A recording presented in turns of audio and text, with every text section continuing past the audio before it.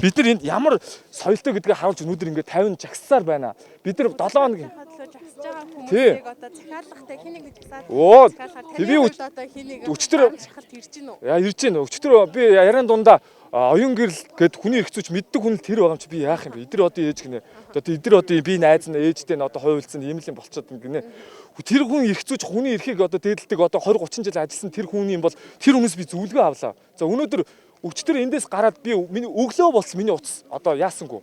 Тасарсангүй цэнэгэн дуусаа хэцүү байлаа. Би хоёр хүнтэй ярьсан. Нэг нь оюун гэрэл. Тэр хүнээс би зөвлөгөө авлаа.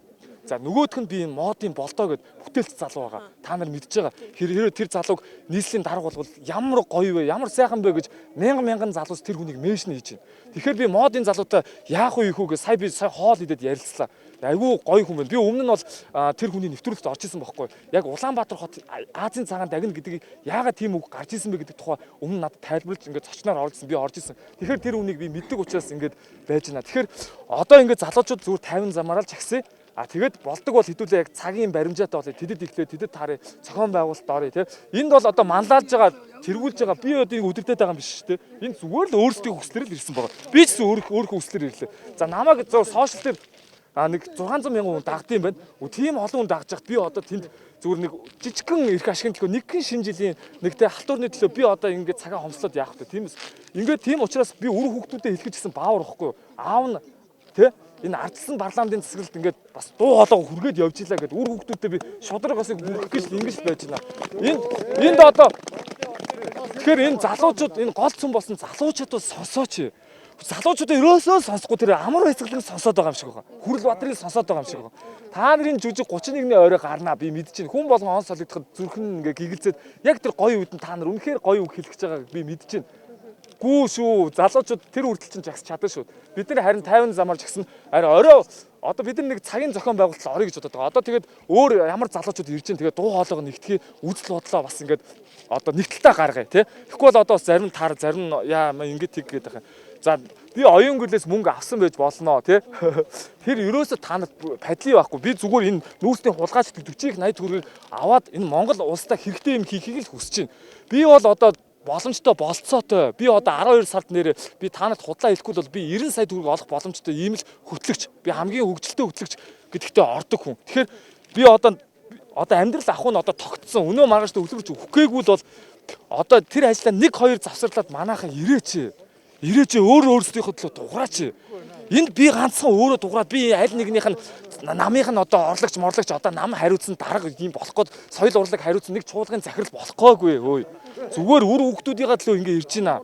Наа чин болохоо байчихэд шүү дээ. Ойлгомжтой шүү дээ. Болохоо байцсан бүгд мэдрээд байгаа шүү дээ.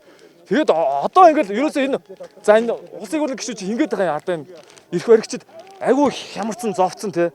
Тэднийг ингээд дарамтлаад байгаа юм шиг байгаа. Шүүхийнхэн дарамтлаад. Тэгэл нэг 30 улсын хурлын гишүүн зовоогоол нүүрсний хулгайчд тэднийг ингээд тэднийг яаж чадахгүй. Нэр илж чадахгүй тийм одоо аимхай ерхий сайдтай байсан байгаагүй юм дээр шүү. 5 жил амаа амиглаа одоо болооч.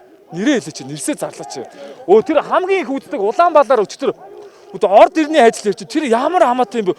Улс орн наачд сэхэнд хийчихсэн шүү дээ. 40-80 төгрөгөө алдчихад энэ ч бүр алиа алдаад агарын бохирдол нь хүүхд болгон ханиад түрүүд хуучин цагч ангид ханиад хүүхч өдрийн од шиг байдаг байсан бол одоо эрүүл хүүхч өдрийн од шиг болчиход шүү дээ. Манай эхнэр 9 сарын 1-ээс хойш өдөр болгон энэ ханиадтай тэмцэж байна. Ханиадтай алдчихж байна. Бүх ээжүүд ийм л байдалтай байгаа.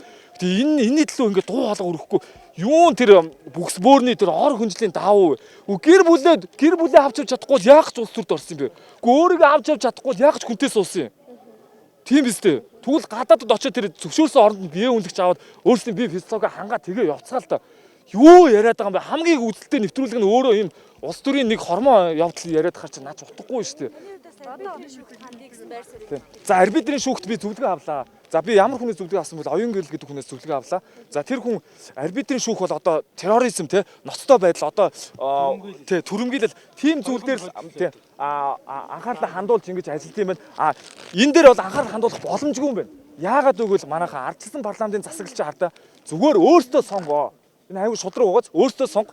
За сонгосон байна тэд нь алдаа гаргана шүү дээ. Одоо алдаа гаргацсан байна уу? Тэрийг залруулаад та нар жагс. Тэгээд тэр парламентын засаглал нь өөртөө тэрийг засаал ийм л хоёрх юм байгаа байхгүй. Өөртөө сонголоо, алдаа гарвал тэрийг заслаа. Энэ ч л одоо ардчсан парламентын засаг байгаа байхгүй.